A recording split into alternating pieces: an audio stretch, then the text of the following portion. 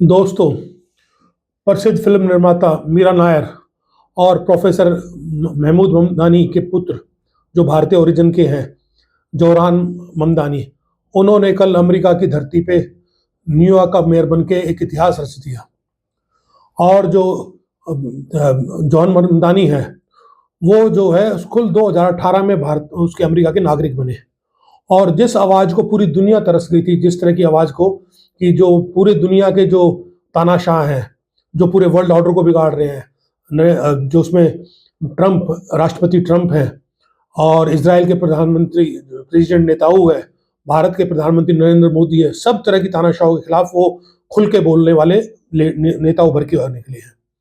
और ऐसी आवाज़ दुनिया में बहुत दिनों से गायब थी, जो पहली बार इतनी दुनिया में आवाज़ आई है।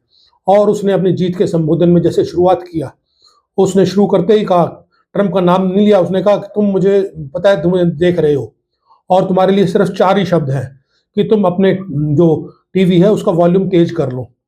और उसने फिर पंडित जवाहरलाल नेहरू जी का उद्धार करते हुए कहा कि उसका ही उदाहरण देते हुए कहा कि जैसे नेहरू जी ने कहा कि हम नए युग में प्रवेश कर रहे हैं 1947 में, उसी तरह से न्यूयॉर्क में हम एक नए युग में प्रवेश कर रहे हैं।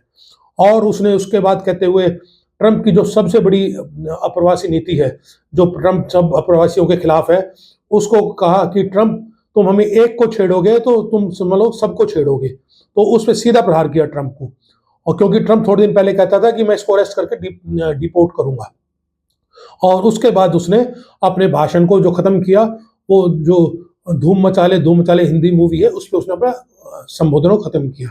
तो इस तरह की एक जो सामाजिक नेता के रूप में जो कैपिटलिज्म जो धरती है, उस पे एक नई आवाज़ 34 वर्षीय भारतीय मूल के जोनार ममदानी ने जो आवाज़ सुनी है, वो आगे चल के हो सकता है कि अमेरिका का प्रेसिडेंट भी बन जाए।